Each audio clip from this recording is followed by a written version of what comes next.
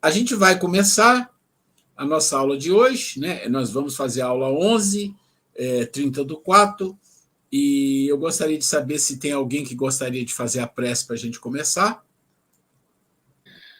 Querido e amado Pai, mais uma noite nos encontramos com os nossos amigos, instrutores, para aprender mais um pouco, discutir e levar esse conhecimento a mais pessoas para que eles tenham esse mesmo entendimento que estamos tendo. Agradeço a espiritualidade, a oportunidade de estar junto com todos vocês. Considero de coração como pessoas muito importantes na minha vida. Estão me instruindo, estão nos ajudando e faça com que esse aprendizado chegue a muito mais gente, que é nosso trabalho na divulgação dessa nossa doutrina maravilhosa. Que o nosso Pai nos ajude a entender tudo isso e a transmitir. Graças a Deus, que assim seja. Na aula passada, eu falei para as pessoas que estavam que tinha um material para a gente dar uma olhada. E o material, aqui, aula 11, então ele está um pouco antes, é a última coisa que nós temos da aula passada, que nós não entramos no assunto, eu só dei uma pequena explicação, porque ele estava falando de quê? De educação, de mudanças, né? Nós estamos falando de como serão as instituições. Então, instituições significa o lar, ele deu uma explicada aqui, as casas espíritas, igrejas, né? A própria política, os órgãos que geram a educação. Quer dizer, todo esse processo, eles vão falando um pouco de cada um, mostrando que isso é algo importante. Então, ele começa dizendo aqui sobre um local em que eles visitam, né? O Clarence, mas o André Luiz, eu não lembro se André Luiz isso, e outros visitam um lar para eles mostrarem que aquele lar já tinha uma condição diferente. Então, ele fala assim, ó, o ambiente era acolhedor, harmônico, com vibrações calmantes e sustentadoras, transmitindo um padrão de paz em todas as dimensões, característico dos ambientes onde se realiza o culto do Evangelho no lar. Quando você lê isso que está aqui, já vem à tua mente um local bom, de pessoas que estão ali fazendo, que estão acertando, que estão harmônicas. Isso é muito importante. É muito importante. E chama atenção também para a gente persistir no Evangelho no lar. Exatamente, é o que ele fala aqui, né? E aí ele fala assim, ó, Clarencio foca na família e suas responsabilidades espirituais. Então ele vai dar assim, olha, eles fazem o culto no lar, eles trabalham os pais e os filhos na assistência social, né? Trabalham na casa espírita, pode ser uma outra religião, trabalham na casa espírita, e eles trabalham num processo de educação dos filhos. E essa educação dos filhos é a base do amor, paciência e perseverança. E a gente sabe que para educar o filho sem perseverança, paciência e amor, é muito difícil. E aí, quando eu li isso, eu peguei na Revista Espírita um exemplo do Kardec sobre a questão de educação de criança. Uma criança de 4, 5 anos. E aí é isso que está aqui, da Revista Espírita, 1864, fevereiro, o título é Primeiras Lições de Moral da Infância, do Kardec. E eu já disse isso aqui, vou repetir. Quem tiver interesse de estudar um pouco as revistas espíritas, é muito simples. Você vai no Google e escreve assim, Revista Espírita, fevereiro de 1864. Ele traz na hora para você tudo que está lá, inclusive esse artigo. Tá? Eu não estou pensando em ler esse artigo todo, eu deixei ele no final da aula passada, mas eu queria reforçar o seguinte. O que é esse artigo aqui? Isso é muito interessante, gente, porque isso aqui é de 1864, com uma cultura francesa, costumes. Mas quando você traz isso para o processo educacional, né, independente da cultura e de costume, você vai ver que os defeitos da educação é parecido com o que nós temos aqui, que existe hoje no mundo. É assim. E quando eu li isso, eu lembrei de muitas pessoas, inclusive lembrei da minha família. Lembrei de situações onde a gente percebe os equívocos que os pais, que também receberam talvez uma educação equivocada, eles cometem. E aí eles vão vendo que o resultado disso não é bom, mas parece que vai aprendendo a conviver com isso, às vezes num grito, num castigo, e aquelas promessas, aquelas coisas que a gente sabe que acontece em algumas situações e, na verdade, numa grande maioria. O que acontece aqui é que o Kardec, então, tinha uma convivência com uma família e ele vai falar assim, ó, vamos lá. Numa família de nosso conhecimento, há uma menina de 4 a 5 anos. Então, quem tem filho ou quem tem neto nessa idade entende mais ou menos o que significa uma criança de 4 a 5 anos, com algumas variantes entre uma criança mais tímida, uma criança mais educada, uma criança mais atirada, uma criança muito esperta, quer dizer, mas, no geral, essas crianças têm uma tendência a serem mais, vamos dizer assim, mais curiosas, querem saber das coisas, são mais atiradas, elas não se conformam com coisas explicadinhas, elas querem saber. E, às vezes, são birrentas, tem tudo isso que a gente sabe. Então, ele vai dizendo assim, deu uma inteligência rara. Então, aí você já vê. E hoje você tem crianças de 4, 5 anos que têm um nível de inteligência, assim, uma esperteza boa, né? Mas que tem os pequenos defeitos das crianças mimadas. Pronto, então já tem uma qualidade aqui, que é um defeito, ela é mimada, né? E os pais fazem isso sem pensar muito nas consequências que isso traz. Isto é um pouco caprichosa, chorona, teimosa e nem sempre agradece quando lhe dão qualquer coisa. Então, você já viu aqui, já criou na sua imagem a criança que é chorona, é caprichosa, teimosa e não agradece, não tem educação de agradecer as pessoas, né? Mas os pais acham um pouco diferente. Vamos ver o que eles falam aqui, ó. O que os pais cuidam bem de corrigir. Porque, fora esses defeitos, segundo eles, ela tem um coração de ouro, uma expressão consagrada. Então, é como se dissesse assim, ó, fora os defeitos, está maravilhoso, né? Então, ela tem um coração de ouro. Então, aqueles defeitos passam meio que por baixo dos panos.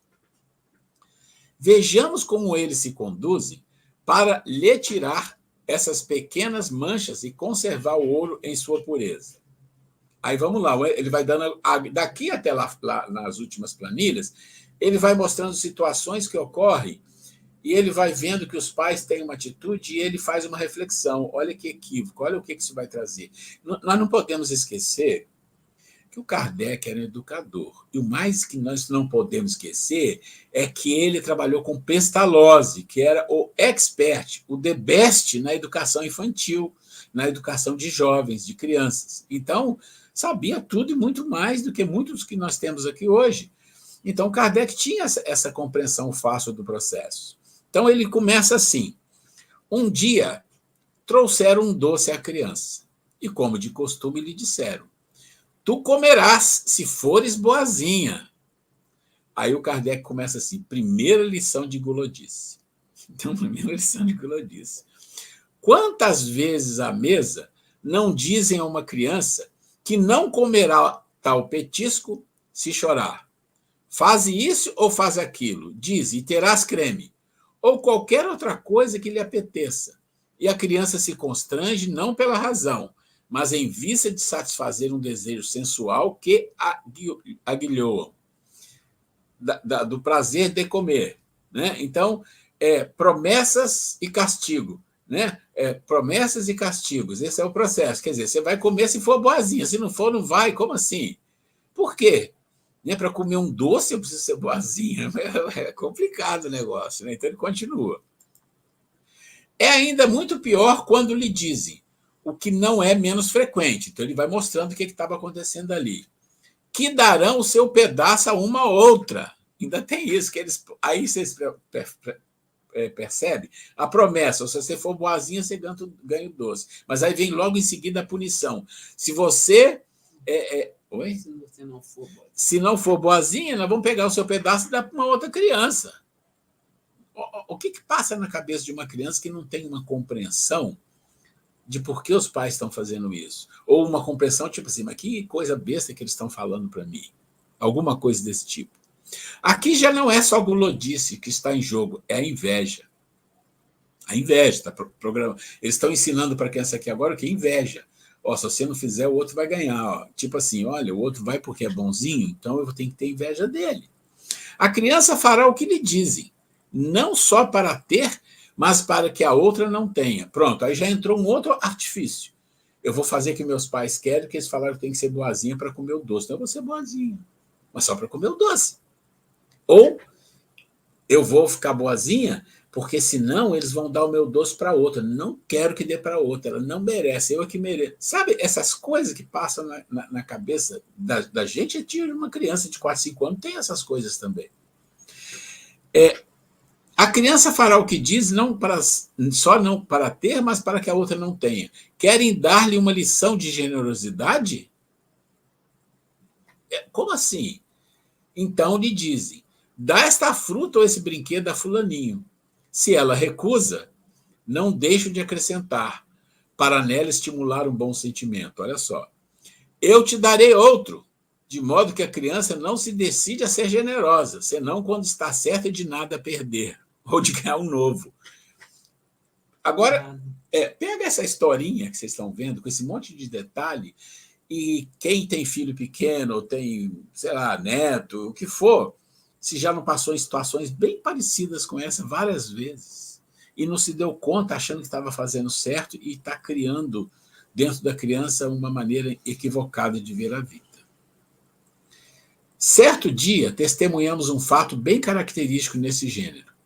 Era uma criança de cerca de 2 anos e meio, a quem tinham feito semelhante ameaça, acrescentando, nós o daremos ao teu irmãozinho e tu ficarás sem nada. Isso também é uma coisa que a gente vê normal. Ameaça a criança. Se você não fizer isso, você não vai ter aquilo. Se você não fizer isso, vou dar para o seu irmão. Se você não fizer isso, você não vai lá. Se você não fizer isso, você não vai lá. Se você não fizer isso, você vai para o castigo. Tem 1000 maneiras de ameaçar a criança. 1000 maneiras. Né? Para tornar a lição mais sensível, puseram o pedaço no prato do irmãozinho. Ainda foram lá e vamos dar para ele, põe lá no prato dele. Que levou a coisa a sério e comeu. Então, a criança, o outro não foi bobo, o outro pegou e já comeu. À vista disso, o outro ficou vermelho e não era preciso ser nem pai nem mãe para ver o relâmpago de cólera e de ódio que partiu dos seus olhos. A semente estava lançada. Poderia produzir um bom grão? Gente, está falando de uma criança de 2, 3 anos. E a gente presencia isso com netos, situações assim, que um xinga o outro, que ganhou uma coisa que ele não ganhou, ou ele achou que merecia outro que...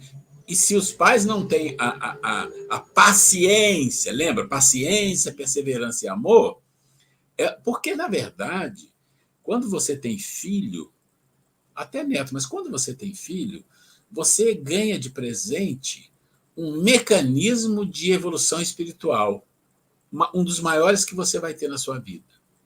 Porque qualquer relação que você tenha na vida, com o trabalho, com as pessoas, na religião, são relações de uma certa superficialidade. Agora, a relação de uma mãe e de um pai com um filho pequeno, com uma filha pequena, naquele processo de criação ali, até na adolescência, é um movimento de muita coisa brusca acontecendo. É muitas dificuldades, é muitos conflitos pequenos e grandes que vão se debater. Então, é um mecanismo de aprendizado imenso para um pai, para uma mãe, de evolução. E a maioria não aproveita, não tem noção, não aproveita, quer se ver livre, quer resolver logo com castigo, com a punição ou com a promessa, né, de ganhar alguma coisa ou não ganhar. Então, é isso que o Kardec está mostrando até aqui. Vamos um pouquinho mais. E, de novo, quem quiser interromper, contar um exemplo, fique à vontade. Voltemos à menina de 4, 5 anos. Como ela não se deu conta da ameaça, sabendo por experiência que raramente a cumpriam, desta vez foram mais firmes. Então, vocês percebem, ainda tem isso. Quando você começa a fazer ameaças e fica na ameaça, a criança já sabe, vai dar em nada. Né? Se você não fizer isso aqui, você não vai com a gente. A criança, claro que eu vou, não vamos deixar só. A criança não é boba, não vamos deixar sozinha. Né? Então, ela não se intimida, e não se intimida mesmo. Isso é uma coisa incrível, a criança não se intimida. É raro, né? Porque se você faz alguma coisa e você sabe que o que você fez... Não. Então, o que a gente está colocando aqui é o seguinte, são experiências que ele vai mostrando, que são experiências que nós podemos ler com calma todo esse material e a gente vai ver que na vida de quem já tem crianças ou neto, o que for, você vai ver que é muito comum. Parece que todos os pais, e aqui nós estamos falando da época de Kardec, há 150 anos, parece que todos os pais daquela época, antes, hoje, não mudou, a cabeça é igual, com raras exceções, o trabalho é de promessa e punição, porque esse é o processo de educação que foi recebido lá atrás, que passou para nós, que nós passamos para os filhos passam. Só que isso não agrega a educação, isso não agrega. Então, o que ele está dizendo aqui?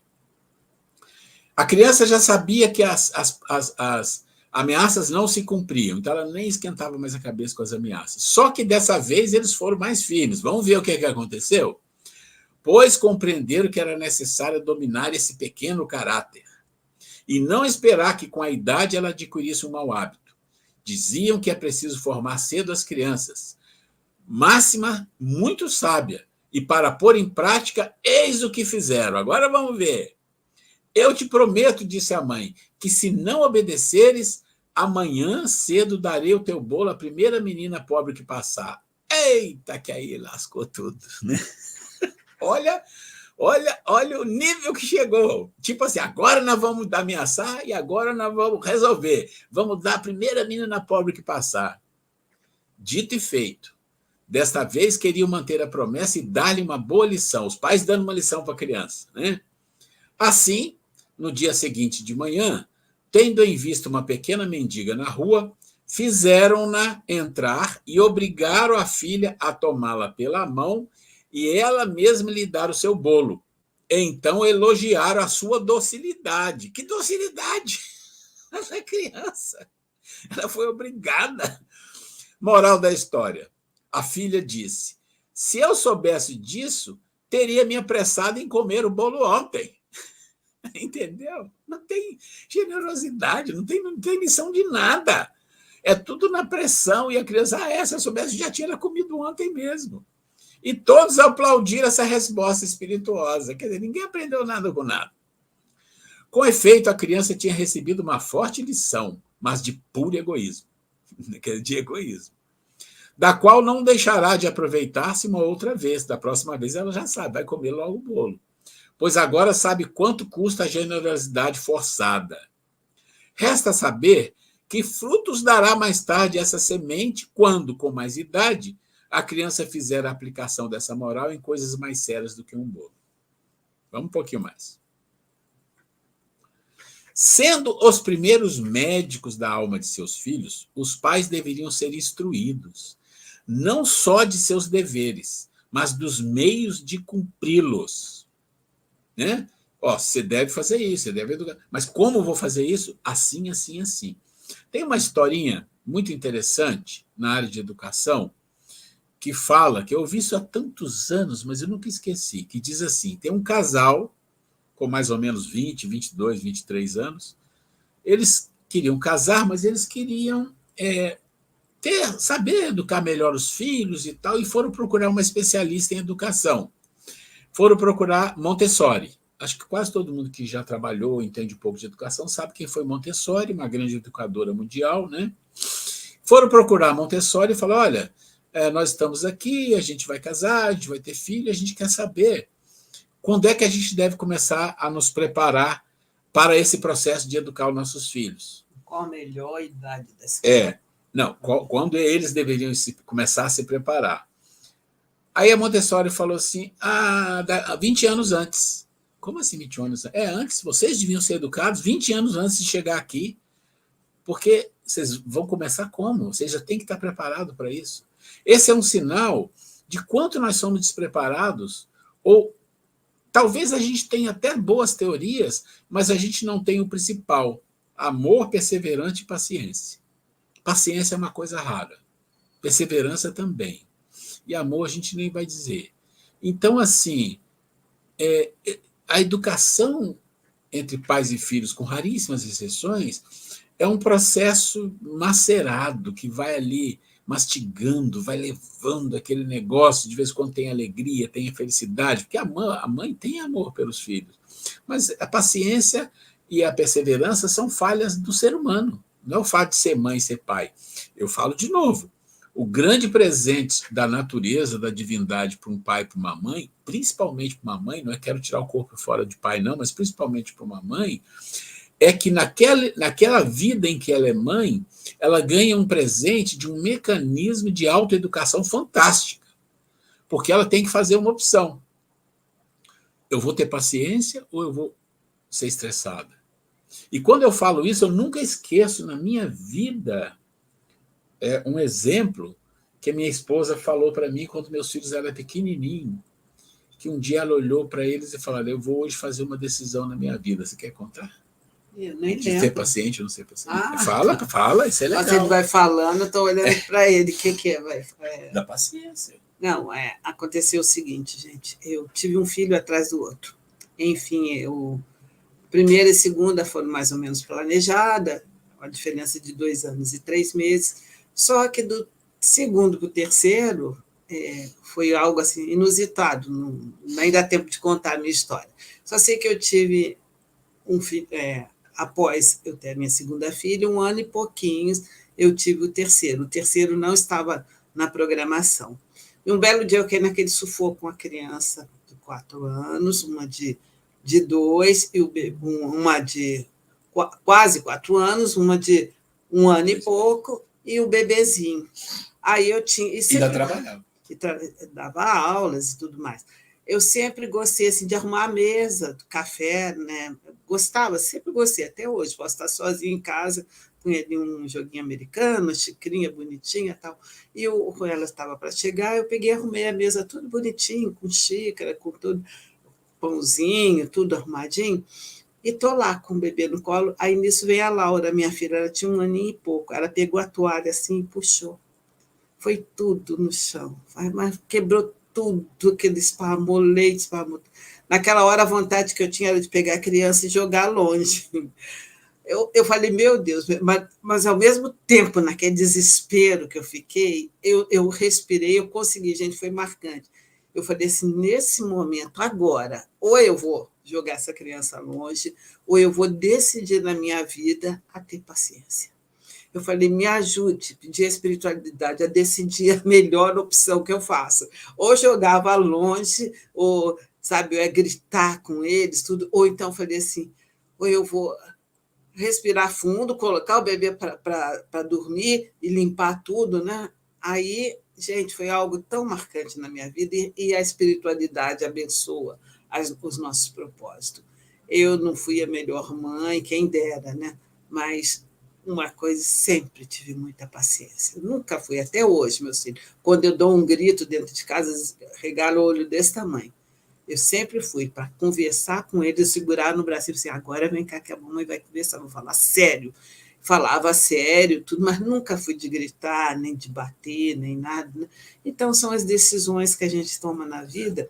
E a espiritualidade nossa, como eu sempre falo, não fui eu sozinha, a espiritualidade, quando você vê a sua sinceridade, te apoia, te ajuda para que você consiga, de fato, ir naquela sua empreitada, né?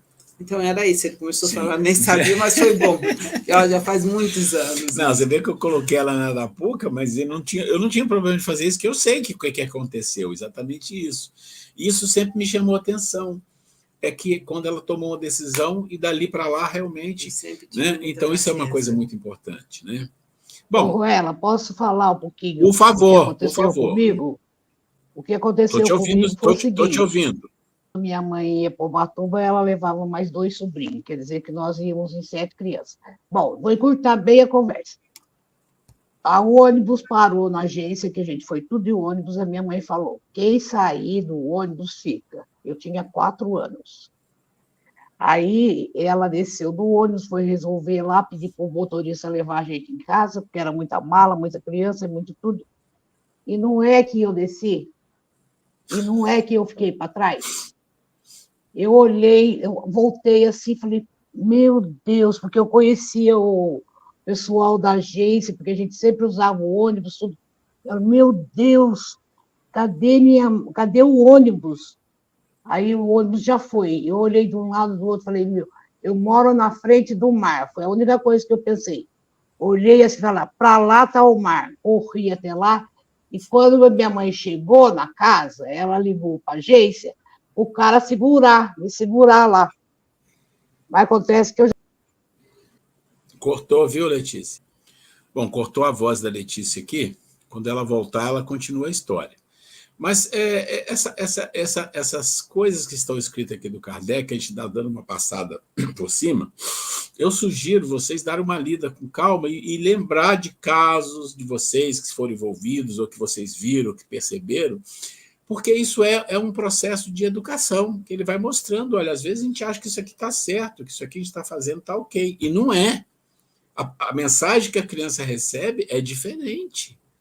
Então, você pensa que está passando uma mensagem de generosidade para a criança, pega a mão da menina, agora você vai dar o bolo para ela, que bom, generosidade. Ela fala, não, nada disso, eu queria ter comido o bolo. Então, quer dizer, na verdade, é uma generosidade forçada, é um egoísmo. Né? Bom, é isso que a gente queria passar. Eu não vou ler tudo, depois vocês façam esse exercício de ler, é muito interessante, às vezes parece até engraçado, mas ele vai falar exatamente do processo de egoísmo e orgulho em todo esse processo de educação. Ok? Então, vamos lá. Hoje, aula 11. Né? Aula 11, a gente queria voltar ali só para recordar um pouquinho. Então, como serão as instituições? É o que nós estamos falando. Né? A gente está falando das instituições. Preparo das escolas na espiritualidade. Nesse capítulo, nós estamos falando de quê? Ainda estamos falando do livro Futuro Espiritual da Terra, que é o primeiro, é o livro mais grosso, e é o mais importante do curso. Os outros também têm material, mas esse é o que a gente usa mais. Nesse capítulo, Clarencio nos fala da preparação que foi e ainda é feita em nosso lar para trabalhadores que estão nessa fase aguda de transição. Trabalhadores preparados para divulgação, estudo, atividades espirituais que devem ter perseverança nas atividades. Então, o que ele está falando aqui? Lá em nosso lar, quando vai encarnar, trabalhadores que vão entrar no processo de trabalho nas instituições religiosas, vamos falar no espiritismo, tem os divulgadores, quem faz a palestra, tem de estudo, tem as atividades espirituais em geral, a mediúnica, a evangelização, tem um monte de atividades que as pessoas são preparadas lá, para virem, para fazer o melhor. Por quê? Porque nós estamos numa fase de transição, é um processo agudo, é um processo difícil. Né? Aí ele fala, aquela família que nós citamos lá, tá? Aquela família, assim como o Sérgio foi preparado em nosso lar. Sérgio é aquele lar que eu mostrei logo antes desse material. Assim como o Sérgio, muitos companheiros foram preparados para divulgar as elevadas mensagens espirituais e as transformar em fertilizantes, fortalecendo as almas no enfrentamento das dificuldades. Esta atividade se intensificará à medida que a Terra se aproximar mais intensamente dos dias de transição. Então, o que ele está dando um recado para nós aqui? Olha, isso vai se intensificar. Quer dizer o seguinte, cada vez mais nós vamos ser solicitados. Cada vez mais eles vão precisar da gente. Eles vão precisar da gente, né? Cada vez mais. Vamos lá. Aqui, nós vamos entrar com um pequeno adendo, mas ele é importante. Outro livro é o livro Checkmate nas Sombras. É um capítulo que eu quis trazer, nós vamos dar uma lida rápida, porque eu sei que a maioria não tem o livro, para a gente fazer um comentário. É o capítulo que fala da limpeza no mundo. O livro Checkmate nas Sombras, praticamente, é um livro que fala de resgates. Então, o futuro espiritual da Terra é todo o processo explicando como será o planeta, o que nós temos que fazer, a nossa transformação, tudo isso, o grosso da coisa está aí. O Checkmate na Sombra vai falar mais de quê? Fala um pouco disso também, mas vai falar mais de resgate, limpeza do plano espiritual. Né? Então, aqui nós temos o capítulo 11 desse livro, que é a limpeza no mundo. E, de novo, interrompam quando quiserem. E só para a Letícia, se ela estiver ouvindo, Letícia, você não atrapalhou em nada. Ela falou que estava atrapalhando a aula. De jeito nenhum. Que sua voz sumiu, mas se você voltar, todos queremos ouvir o resto da sua história. A gente ouviu a sua história até a hora que você estava lá perdido, indo correndo para a praia. Só isso que a gente ouviu. Aí você interrompe a gente aqui se você quiser continuar, tá? Eu vou lendo aqui. Então, limpeza no mundo. Naquele trabalho, além de os ministérios do auxílio e o da regeneração atuarem em conjunto, então o Ministério do Auxílio e Regeneração são os ministérios de Nosso Lar. Quem já leu Nosso Lar sabe que lá tem os ministérios. Tem o de regeneração e tem o do auxílio. Também contávamos com o apoio dos outros ministérios de Nosso Lar, cada qual contribuindo especificamente para que aquela tarefa assumida pela colônia fosse bem conduzida. Outras colônias mais próximas da crosta também somavam esforços para a tarefa da limpeza astral. Então, o que ele vai falar aqui eu não sei se vocês leram um livro do Divaldo sobre, como é que é? Transição planetária ou regeneração? O livro do Divaldo que fala desse processo. E lá tem uma coisa muito interessante que eu li, falei, nossa, olha que interessante, que ele conta que eles tiveram que fazer uma limpeza numa cidade no plano astral, lá no umbral, uma coisa bem complicada, mas eles tinham que levar a cidade inteira, a cidade. Então imagina, tem uma cidade murada, eles tinham que fazer um jeito que aqueles espíritos que estavam ali estivessem adormecidos, e eles transportar aquela cidade com eles dentro, já para o outro planeta, mas no plano espiritual do outro planeta. Isso imagino. Aí eles falam lá, depois eu vou trazer esse material para a gente dar uma olhada, mas eles falam lá do trabalho de engenharia, olha isso, que eles tiveram que fazer para fazer isso acontecer. Aqui no Checkmate, eles vão mostrando os casos curiosos e muitas situações de resgate. Então, ele está dizendo assim, olha, além dos ministérios de Nosso Lar, além de espíritos que nem é de Nosso Lar, é mais elevado, outras colônias que trabalham mais aqui no Terra a Terra também estavam todos envolvidos para quê? Para esse processo de resgate, de limpeza do plano astral. Tem uma palestra do Haroldo, que ele fala assim, o umbral está vazio, é uma maneira de dizer, mas ele vai dizendo assim, que já foi levado uma quantidade enorme de espíritos para fora da crosta da Terra. Mas tem muitos encarnados ainda, né? Então, vamos lá. Todos eles somavam esforço para a tarefa de limpeza do astral, bem como do degredo dos espíritos que não tinham mais condições morais e evolutivas de permanecerem no planeta, que saía das características de mundo de prova e expiação para se tornar um mundo de regeneração. E nessa categoria não poderia mais oferecer as experiências provacionais que eles precisavam em seu processo de crescimento espiritual.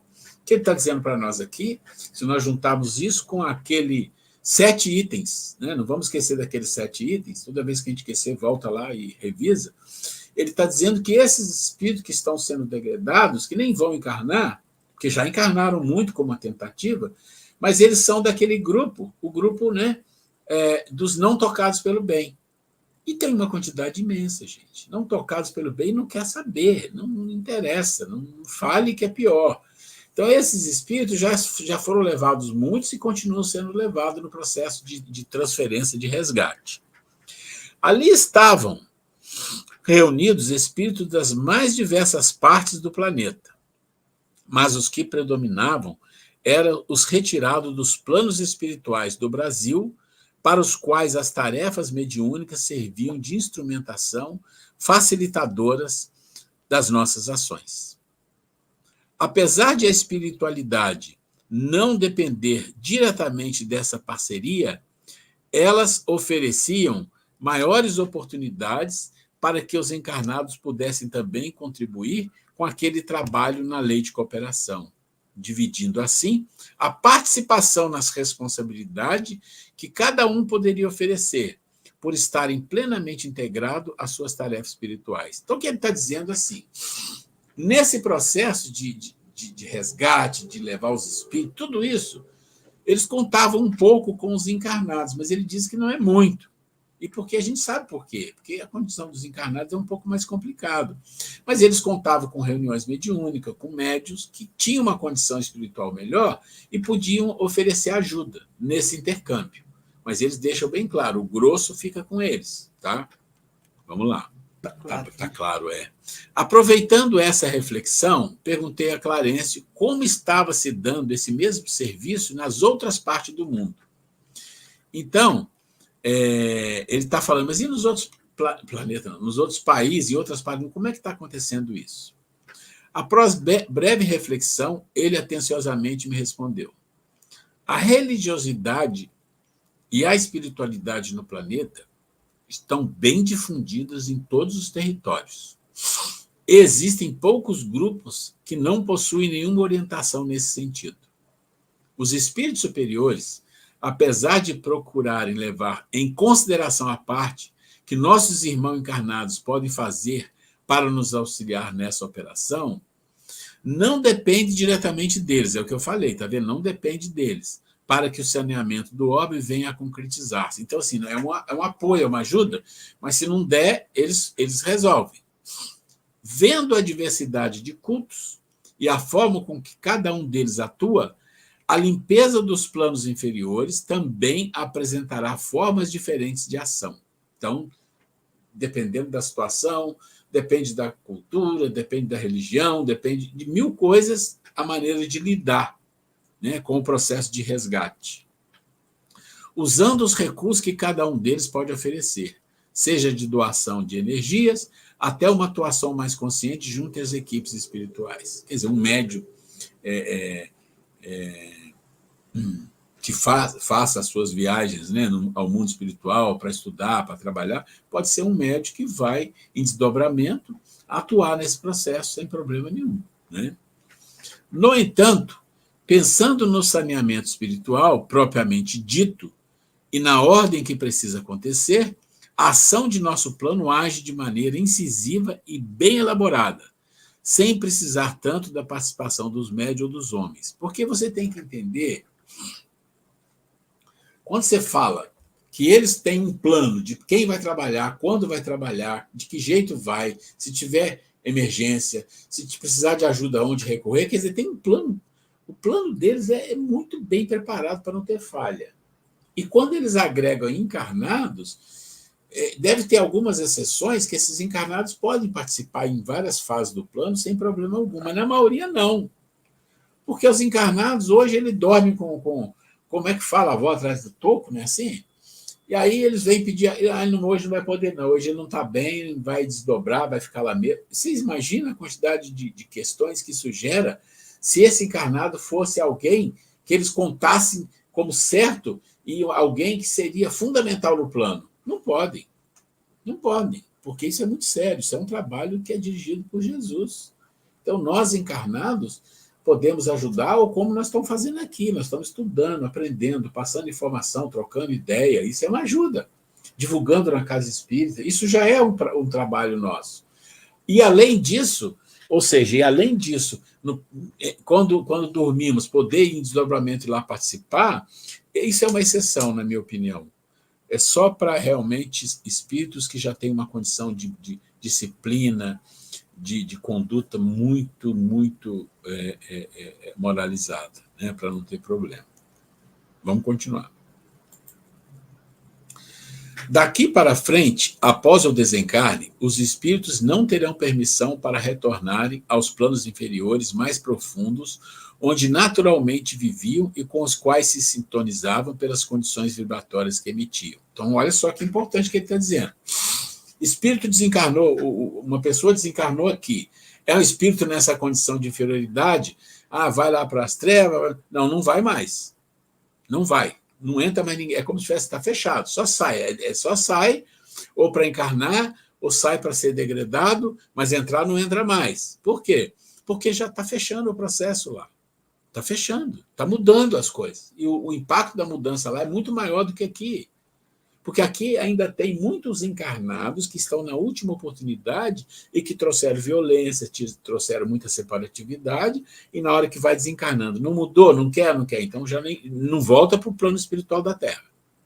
É isso que ele está dizendo, já vai, né? Além dessa medida, aqueles que permanecem nos núcleos trevosos serão retirados numa ação bem articulada das equipes espirituais das instituições e colônias que circundam o planeta e que são em número expressivo. Nosso lar, se comparado a outras colônias que se localizam na Europa e no Oriente, é ainda muito nova. Olha o que ele está dizendo. Vocês já leram muitos livros do André Luiz e de outros que mostram o plano espiritual. Nós estamos entrando agora no umbral, está muito pesado, mas olha, tem uma colônia ali que faz tratamento, que é fechado, ali são bons espíritos que vêm aqui para socorrer. Vocês já viram muito isso? Então, o que ele está dizendo aqui? Inclusive, nesses lugares que tiverem espíritos muito trevosos e que, olha, aqui não tem mais jeito nesse processo. Então, eles já vão ser retirados também. Então, é o processo de limpeza mesmo. O que nos facilita agir com mais... Olha só o que ele fala aqui, que a colônia de Nosso Lar é muito nova. Mas vocês lembram que a colônia de Nosso Lar ela foi fundada, se eu não me engano, há mais de 400 anos ou 500 anos. Mais de 400 anos, parece. Muitos do tempo. E ela ainda é nova, comparada aos outros da Europa. Mas aí você está falando de milhares de anos no passado, né? Pensa no Egito, pensa na Índia, pensa, né? O que nos facilita agir com mais objetividade é o fato de o Espiritismo, olha só, ter sido implantado pelo Cristo nas terras brasileiras, para ser o celeiro espiritual do planeta e já está bastante desenvolvido. Então, vocês estão entendendo? A nossa... não é privilégio, a palavra privilégio é muito ruim de usar porque dá uma impressão de injustiça, mas a nossa oportunidade... Responsabilidade. Isso, Grace. E responsabilidade. A gente está numa doutrina que... Gente, esses dias eu estava pensando, inclusive é uma palestra que eu vou fazer numa quinta-feira, que eu chamo dos 2 milagres da vida, os milagres da vida e a transição planetária. E é exatamente isso que eu pensei. Existem algumas coisas que a gente considera milagroso no plano material e no plano espiritual. E é uma coisa milagrosa a gente pensar que a gente existe. Porque nós somos diferentes, nós somos singulares. Não tem nenhum igual ao outro. No universo inteiro. Dá para compreender que nós estamos numa jornada, numa viagem, e só o espírita ou os espiritualistas reencarnacionistas têm essa ideia. Que nós estamos numa jornada que não tem fim. E que cada dia, com a nossa dedicação, cada vez ela fica melhor, melhor, melhor, melhor, melhor, melhor. Nós já estamos numa fase de transição do planeta que já é melhor do que a que tivemos antes. Nós vamos presenciar um processo de entrada de muitos espíritos que virão para cá, degradados, né, de outros lugares, mas que são muito melhores que nós. Isso já é um ganho imenso que nós estamos tendo. Então, cada vez a coisa vai melhorando. E tomara que a gente mereça ficar num planeta de regeneração. Então, isso é uma coisa maravilhosa. Pode. Porque eu estou aqui pensando, refletindo, que quando ele fala isso, que no Brasil foi dada essa oportunidade, né, de trazer mais firmemente, né, nós vê que o maior movimento espírita no mundo é no Brasil, né? Isso nos dá o que traz a responsabilidade, né, e oportunidade assim, muito boa da gente refletir, porque, vejam só, gente, falo isso assim, no contexto geral de sociedade, até de família, né? O número de pessoas que a gente convive, quantas estão preocupadas, por exemplo, em saber que a Terra está passando por um processo de regeneração, de fazer autoanálise, né? Esses dias estávamos conversando que aqui mesmo em Taubaté, né, eu não tenho parentes de sangue, tenho amigos aqui, tudo, e estava comentando, é incrível como que coisas assim que, eu digo aí, assim, não é 10 anos, não, há 4, 5 anos atrás, coisas que eu assim, tinha, assim, gostava até de fazer, nada demais, mas hoje em dia eu já tenho um olhar tão assim diferente, é o quê? A maturidade, o olhar para as coisas, como a valorização, né? E perceber consequências das coisas, das ações que você tem, que você toma, né?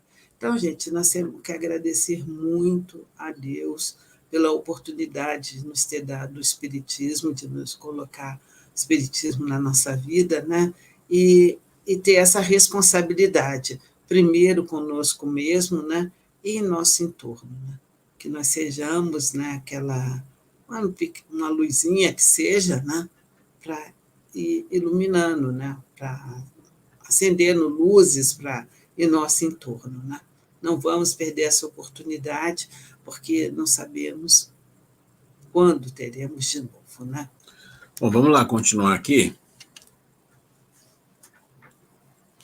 A limpeza no âmbito planetário poderá dispensar a dependência desses fatores. Apesar das intervenções mediúnicas serem boas e úteis, a ação de nossos maiores da espiritualidade conseguiria efetivar essa atitude com mais autoridade e sem violência alguma. No ápice das necessidades renovadoras da sociedade, o mal terá índices cada vez mais alarmantes nos tempos que vivemos. Então, olha, isso é importante entender.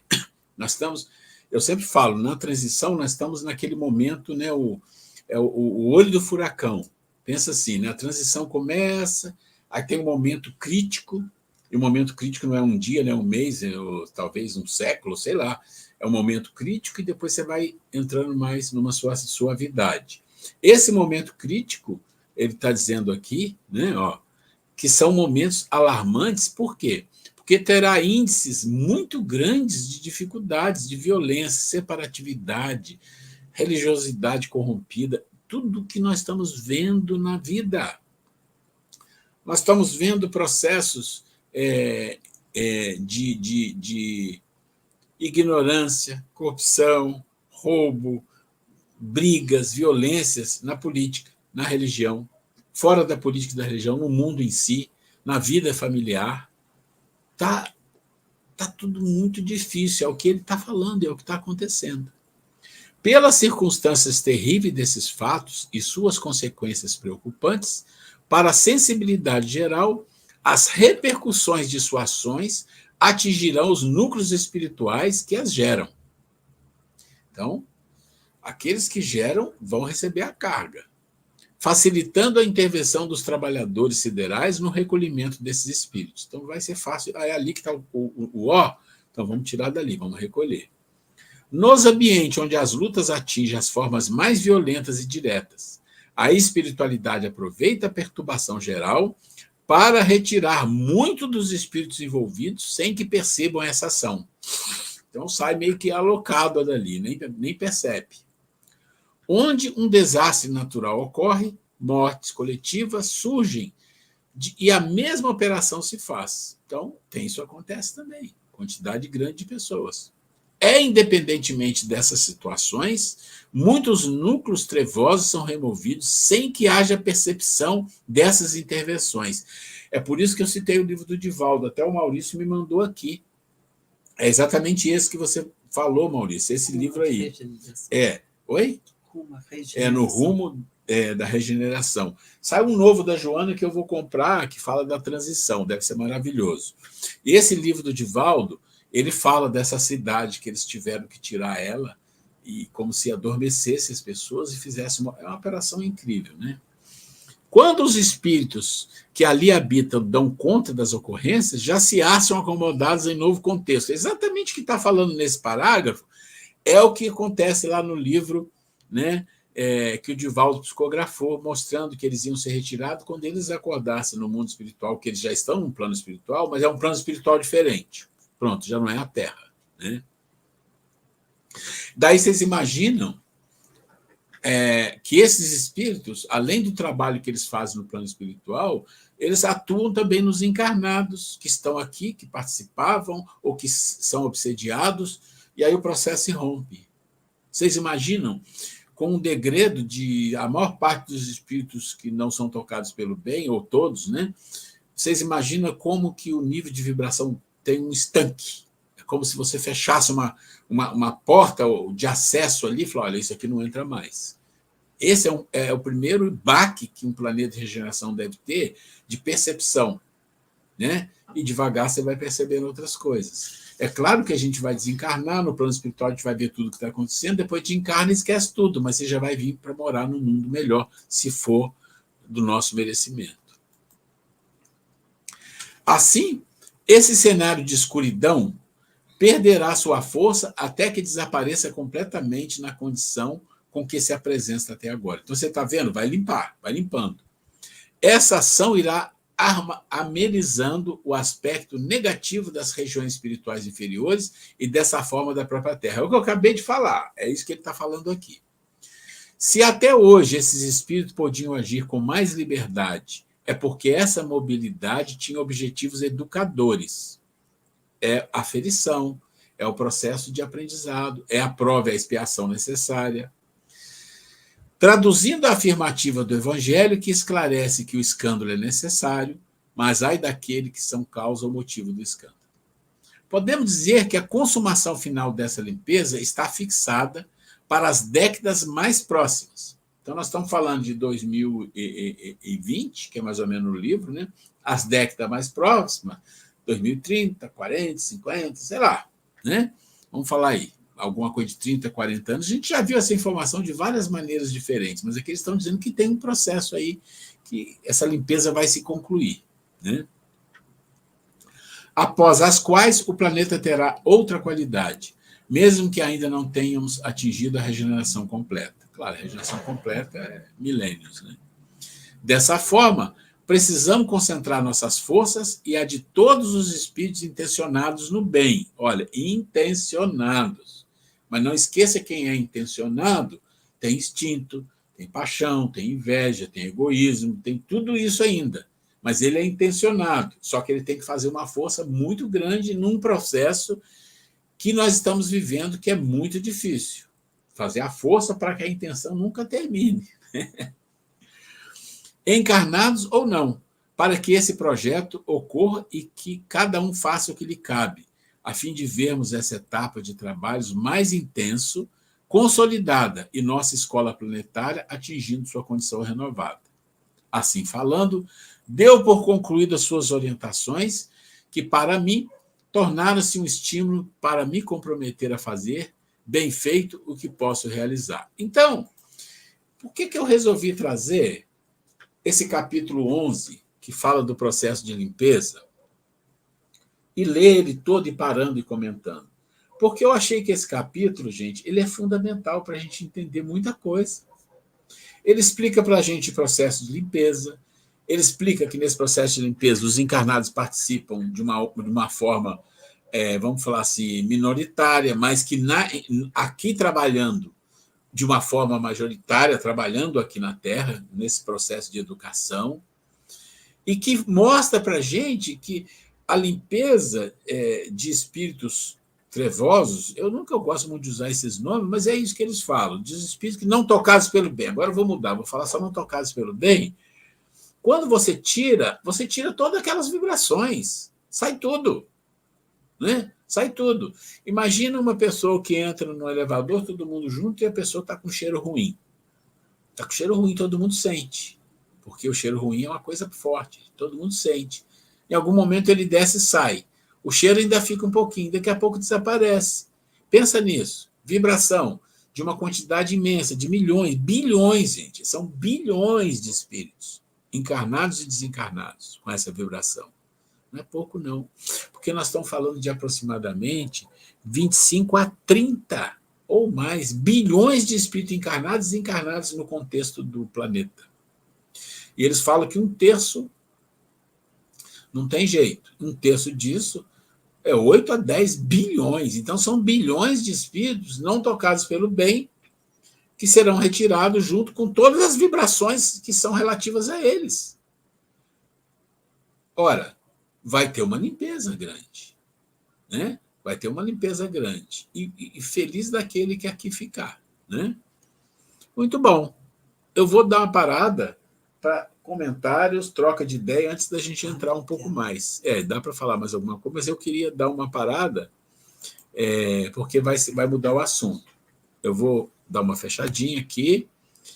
Deixa eu fazer aqui. Então, vamos fazer assim. Vocês ouviram o que a gente falou? Tá mais para cá, não.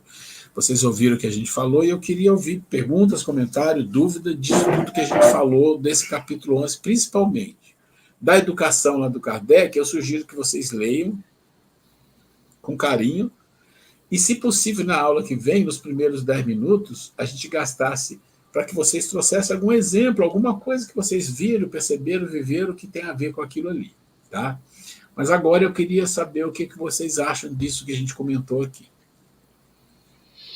Então, eu tenho aqui uma dúvida dentro desse contexto todo que foi passado. Como está sendo feita essa limpeza, esses espíritos não tocados pelo bem já estão indo para algum outro planeta onde seja provas, expiações ou até primários. Primários, é isso? Primários. Oi? Quando esses espíritos não tocados pelo bem, que estão sendo tirados dos umbrais, eles estão sendo encarnados hoje, ou encarnar hoje em planetas de provas, expiações, ou inclusive países inferiores, primários, primários, primitivos, né? Primitivos. Essa é a informação que a gente tem, que pode ser em planeta primitivo e de expiação e provas no início. Mas se você pensar um planeta de expiação e prova no início, não é muito diferente do primitivo no final, não. É ali no meio, né? Tá, então, aqui no planeta Terra, já nessa condição do que já foi percorrido para mudança, para regeneração, não encarna, teoricamente, os espíritos não tocados pelo bem não viriam mais para o planeta Terra. Não. Então, a gente pode saber, contar que agora, a partir de agora, vamos começar a ter pessoas com melhores índoles e mais bem intencionados. É isso? Vamos falar de uma forma genérica, porque a gente não pode falar assim, olha, a partir da ONU tal não acontece. Ninguém tem essa informação, não funciona assim. O plano espiritual não trabalha com essas datas, não é assim. São os acontecimentos, é o processo. Mas para facilitar a nossa compreensão, vamos pensar assim, que nos últimos anos, nos 30, 40 anos de lá para cá, ou 30 ou 40 que seja, encarnou uma quantidade imensa de espíritos, porque é assim, vamos lá. A história é assim. Existem espíritos que são extremamente trevosos, muitos, e muito, que não saem de lá. E não saem de lá nunca. De vez em quando, na história das trevas, lá no mundo espiritual, de vez em quando, a espiritualidade abre uma brecha para sair alguns, e encarnar, para dar um choque anímico, um choque de encarnação, e ver se ali consegue sair alguma coisa, mudar alguma coisa. Mas muito poucos. Vem agora, daqui a 200 anos vem mais um pouquinho, o negócio é assim.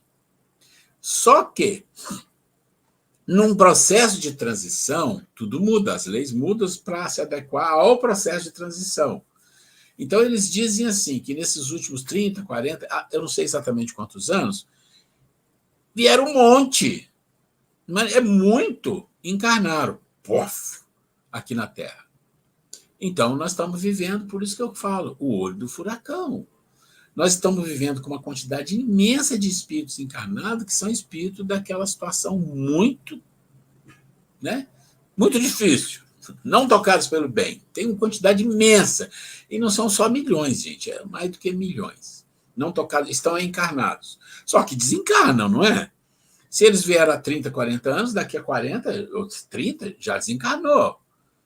Então, assim, você lembra que nós falamos agora? Nas próximas décadas, é como se falasse assim, a limpeza está feita. Por quê? De novo, fala lá também. Que os que desencarnarem e que não vão ficar na regeneração, já não vão para o plano espiritual da Terra. Deu para entender para onde vão. Já vão embora. Não sei se vão chegar lá e vai reencarnar, mas eles vão para o plano espiritual do outro planeta. Tá? E que é um planeta mais primitivo, no sentido que está no começo da expiação e provas, ou é um planeta primitivo? Isso está claro nas mensagens, assim. Então, assim, se você falar, hoje, será que ainda encarna algum desses?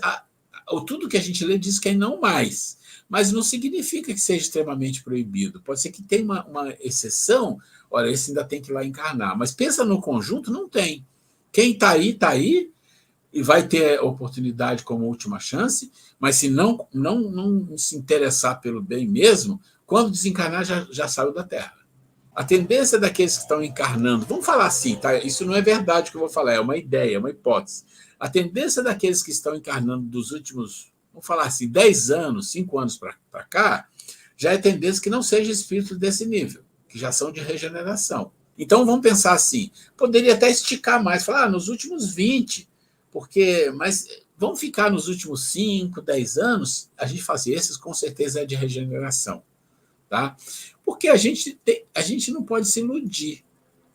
Tá? A gente tem que ter cuidado com algumas coisas, porque às vezes eu tenho dificuldade de falar umas coisas que dão uma conotação política, mas não é política, é uma questão mesmo filosófica e espiritual. Muitas das vezes a gente acha que mudanças que estão ocorrendo são ruins e às vezes são boas. Ou outras que a gente pensa que é boa é ruim, porque a nossa mente está conturbada. A confusão está feita, gente. Por isso a gente tem que se apegar à doutrina, à nossa paz interior, fazer nossas preces e se envolver, porque as nossas mentes, inclusive nós que somos, que temos uma religião e tudo, e tem esse conhecimento, ela está um pouco conturbada, a gente não entende muito bem. No passado era preto e é branco, agora a gente está vendo cinza, uma hora não é preto, a gente está envolvido numa confusão, e essa confusão é proposital, no sentido que misturou muito. E é importante ter a mente aberta para compreender essas coisas. Tá? Mas eu não sei se eu respondi, Maurício, mas é assim, o que a gente escuta e o que a gente lê nos dá a entender que encarnou uma quantidade imensa de espíritos daquela situação difícil, mas que nesses últimos anos aqui a tendência é que quem encarna são espíritos já de uma condição melhor. Não sei se isso ajudou. Perfeito.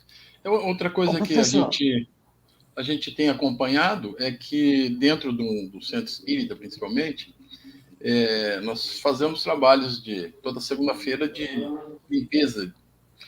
E são muitos espíritos que, com dificuldade, a gente sente até dificuldade de fazer o encaminhamento. Mas são muitos, e são falanges grandes. Então, o trabalho que a gente ainda tem aqui, de ajuda na limpeza, é intensa. Digo que está bastante complicado, dá muito trabalho, e a frequência é muito grande. Não tem folga. É isso que a gente comentou, Maurício, que você viu, que nesse processo aqui na Terra, nas reuniões mediúnicas, que tem esses processos de interação e de encaminhamento, que isso ia intensificar muito. Eles falam isso vai intensificar. E tá aí, você tá dando o fato aí para a gente. Né? Letícia, você queria falar, inclusive, Letícia, você viu que eu te falei, você não sei se você ouviu, que cortou sua voz e nós ouvimos a história até um ponto só. Só até o ponto que você falou que saiu correndo direto para a praia. Eu estou correndo na praia ainda, mas eu vou falar nos próximos 10 minutos da aula da que vem. Tá bom. Ô, professor, a minha dúvida é a seguinte, parece que está dando um eco. Bom, vou tentar. É o seguinte, por exemplo, a gente está conversando muito... Espera aí. Não, mas não está dando eco aqui não, viu? Está ouvindo? Estou ouvindo bem. Está ouvindo? Tá. Então, eu tirei o fone de ouvido. A gente está falando muito no Brasil, certo? Mas eu me pergunto, por exemplo, se nesses países de guerra, por exemplo, eu acho que os desencarnados já estão saindo da crosta, não estão? É muita gente, não é verdade? Acho que a gente tem uma diferença assim, por raça. Eu não digo raça, assim, preto, branco, não é isso. É por população, eu digo. Sabe? Quando, por exemplo, a questão de Israel, realmente eles batem palma para o governo, né? Para poder ir contra os palestinos, sei lá quem que eles estão matando. Então, eu acho que esses daí desencarnados, eles vão sair direto, né? O senhor não acha? Letícia, se a gente for lá no Livro dos Espíritos, você vai lembrar que a gente lê lá no Livro dos Espíritos muitas coisas, inclusive falar de guerras. E lá fala que no mundo que a gente vive, as guerras têm algumas finalidades, mas não vou entrar nesse mérito. O ponto é que, em geral, nós, pela nossa precariedade intelectiva mesmo, a gente sempre toma partido das coisas. E muitas das vezes a gente toma partido de alguma coisa sem ter um conhecimento real da situação. A gente toma partido porque a gente ficou ouvindo muito uma história, ouviu uma notícia muito sempre de um jeito, e aí a gente gostou daquilo e a gente toma partido. Essa é a nossa condição ainda precária. Então, o que eu posso dizer para você é que existe... Isso eu quero ouvir. Que existe histórias e histórias, né? A gente tem a história que muitos de Israel contam, tem a história que muitos dos palestinos contam. O fato está havendo mortes, estão morrendo muitas pessoas, e a gente não pode querer julgar de uma forma muito simplicista, dizendo, é esse lado que está errado, esse lado que está certo. Você pode intimamente ter a sua opinião, mas como nós estamos fazendo um curso, a gente tem que ter responsabilidade. E a nossa responsabilidade diz assim, olha, de uma certa forma, toda guerra é errado. Guerra é coisa de espírito inferior, no sentido que é um planeta inferior, por isso tem guerra. E tem muitas guerras. Essa guerra de Israel e os palestinos é uma das... Mas tem um monte acontecendo que a gente nem sabe, que não é divulgado. E todas as guerras é sinal de que aquele planeta ainda é um planeta de espíritos inferiores. Mas não significa que quem está na guerra, ou que morreu, ou até que matou, que desencarnou e não vai ficar no planeta Terra. Não. Depende de muitas outras coisas que a gente não tem a percepção. Uma pessoa pode morrer na guerra e ela morreu por algumas razões, mas que ela é um espírito que foi tocado pelo bem. Só que não conseguiu. Um soldado pode matar alguém na guerra porque ele se defendeu, porque ele tem que cumprir uma obrigação e ele matou, mas ele pode ser uma pessoa tocada pelo bem que vai entender isso depois. Mas também pode ter um soldado que matou por crueldade, que é maldoso, que não quer saber, ele quer fazer a pessoa sofrer. Isso é outro. Você entende as nuances que pode ter nisto? Tem muitas nuances. Um líder de uma situação em que tem uma promoção de guerra, ele pode estar entrando naquilo para se defender, ou ele pode estar entrando porque ele julga que tem razão para isso acontecer, ou ele está entrando naquilo por uma razão egoísta. São muitas diferenças que têm que ser analisadas e que nós não temos essa capacidade. Mas a espiritualidade, as leis divinas têm perfeitamente a capacidade de distinguir, esse aqui sofreu, esse aqui penou, mas ele precisava passar por isso. Agora ele resgatou alguma coisa. Esse aqui matou, mas ele não tinha como não matar, ele vai sofrer um pouco por isso, mas ele tem condição de ficar na regeneração. Esse aqui matou e nem pensar, esse não pode ficar aqui. Então tem de tudo. Então não é simplesmente falar assim, o fulano não vai... Não tem isso. Eu não sei se eu respondi a sua pergunta, porque não é uma resposta simples, e não é uma resposta específica, não tem isso, né? Não é uma resposta específica. Tudo bem? Entendi, tudo bem. Você está me ouvindo? Estou te ouvindo. Tá, então escuta, quando você coloca o microfone, eu não sei se dá eco para você, mas o som seu aqui fica perfeito. Quando você tira, ele fica cortando, tá? Mas assim, o que eu falei para você é exatamente em cima de algumas informações que eu tenho, e eu não posso falar mais porque eu não tenho todas as informações. Eu não tenho a capacidade espiritual de olhar para alguma coisa e falar, eu conheço esse espírito, e esse espírito aqui matou, e ele é mau, e ele não vai ficar na... não, esse aqui vai... Ele não tem essa condição, né? Mas a Grace quer fazer um comentário aqui. Primeiro, antes de eu fazer o meu comentário, que estamos já chegando nos momentos finais, fazer mais alguma colocação, que eu quero fazer uma colocação exatamente sobre um soldado romano, já que ele se tocou aí em guerra e tudo mais, mas primeiro gostaria de saber se vocês querem ainda colocar alguma coisa. Bem, gente, já que está todo mundo tão quietinho, então eu vou contar para vocês um acontecimento que foi contado pelo Chico Xavier, o seguinte, que na época lá de Jesus, né, os romanos perseguiam muito, né, os seguidores de Jesus, e o próprio Cristo, o Jesus, era muito perseguido. E tinha um soldado romano, o rapaz tinha 18 anos, que uma determinada hora que os soldados romanos estavam perseguindo Jesus, o que ele faz? Ele foi esconder o Jesus, o próprio soldado. Ele, embora, como falei, o Rafa colocou aí, ele era soldado romano, ele era obrigação dele ali ir na perseguição, tudo, mas ele era tocado, ele gostava de Jesus. Então, naquele impulso, quando viu que se os amigos dele, os outros soldados, pegassem, iriam judiar Jesus, ele vai e esconde Jesus. Só que algum deles lá percebeu que ele fez isso, né? E foram lá e entregaram para os chefões, vamos dizer assim, não lembro quem era o imperador. E aí, o que aconteceu? Chamaram o soldado no outro dia e falaram, olha, diante lá do imperador, falou, ele sabe onde que está Jesus. E aí o imperador vira para ele e fala assim, e aí, onde está Jesus?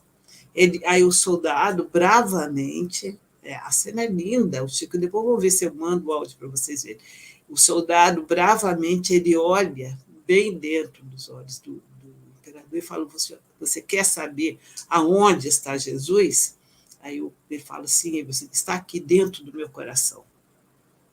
E aí, gente, na hora, o que o imperador fala? Ordena que ali na frente de todo mundo, que um outro soldado, que abriu o coração, o peito do cara, desse soldado romano, e arrancou o coração dele. Falou, já que está aí, vamos retirar. Na frente de todo mundo. E aí a crueldade, né? E na hora que o Chico contando isso, que quando ele retira o coração do rapaz, uma luz se esparge daquele peito, né? É claro, o soldado tombou, né? E morreu, né? E o Chico conta muito emocionado que quando ele está conversando com o Emmanuel contando essa história para ele, que nessa hora que ele fala isso, que abre cruelmente o peito do soldado e arranca o coração, já que o soldado foi ousado e falou, Jesus está aqui no meu coração. Aí o Chico disse que no quarto dele, ele ficou cego, que apareceu uma luz tão forte, tão forte, tão forte, que ele não conseguia enxergar, e assim, pela janela, pela rua, tudo foi iluminado. Que aí... Você tem esse conto aí? O Cornelius, né? É linda a história, né? E aí o que acontece? Ele fala que o soldado apareceu para ele lá. A história é linda, e ver como que grandes espíritos tiveram, né, a oportunidade naquela época, né, de entregar a própria vida. Então, é contado lá na história dele que ele, na hora que arranca o coração dele, o espírito dele a espiritualidade a retira, né? Que é o que acontece com muito dos cristãos quando eles iam cantando para serem sacrificados, antes mesmo das feras começarem a devoraria, os espíritos já eram retirados, né? Então, gente, como final de aula, né, que fique essa lição desse bravo soldado, né? Bonito, e o Chico contando é muito bonito, eu vou mandar depois o áudio para vocês, para a gente ver, né, que quantos exemplos que nós tivemos de amor incondicional, de fidelidade, né? A ponto de arranca o meu coração, quer saber, irreal, mas ele preferiu ser sacrificado, mas não entregou aonde estava Jesus. Né? Então, é muito bonita essa história. Né? Muito bom. A gente está chegando na hora. Se alguém quiser comentar alguma coisa, tem uns minutinhos, fique à vontade, senão a gente vai encerrar. Deixa eu só te perguntar, você falou que faria essa semana uma palestra sobre um tema referente à transição planetária. Você tem como gravar alguma coisa no YouTube, alguma coisa dessa palestra, para que a gente possa passar aqui também? Fica no YouTube. Essas palestras que eu faço aqui no centro, todas elas, que todos fazem, são gravadas. Tá? Então, eu vou fazer assim, depois que eu terminar a palestra, eu mando o link para você.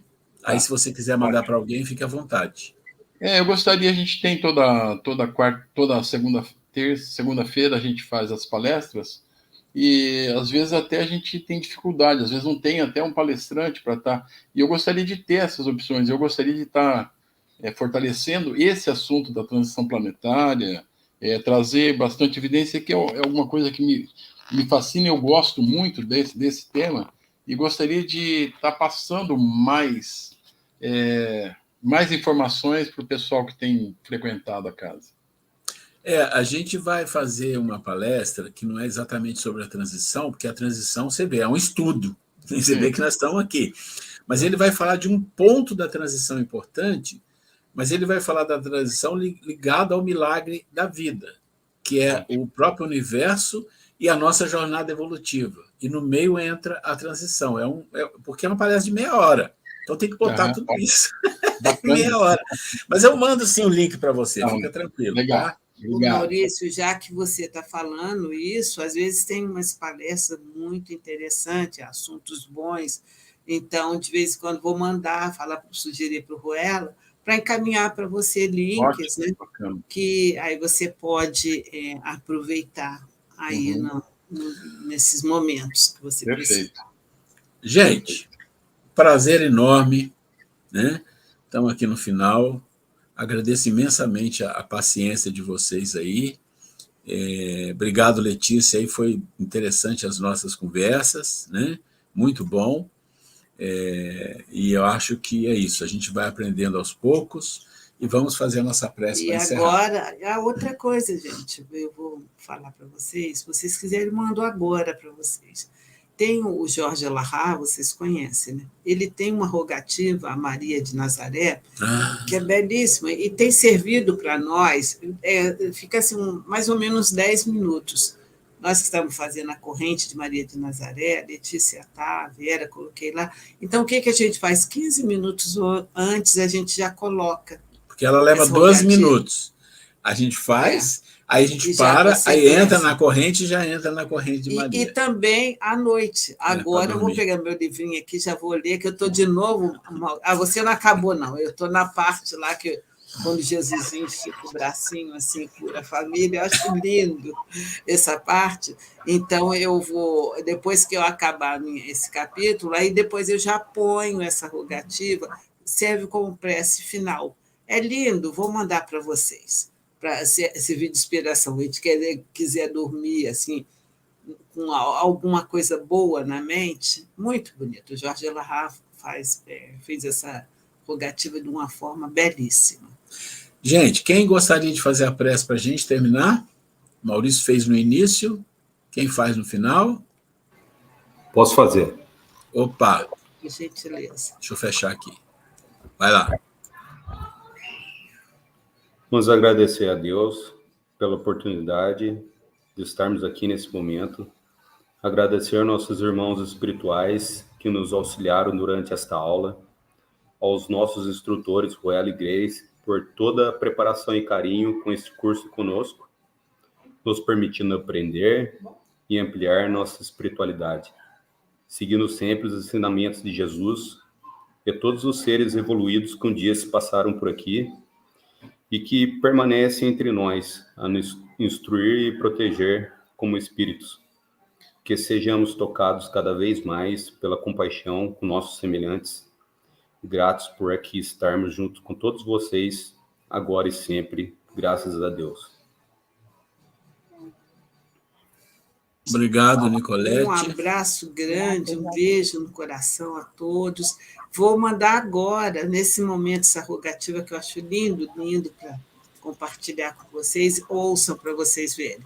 Que coisa boa. E, Maurício, vou selecionar aqui umas palestras boas, vou mandar para você, tá bom? Obrigado, Grace. Fica com Deus, estamos terminando aqui. Deus quiser. Tchau, estamos terminando aqui. Vamos fechar.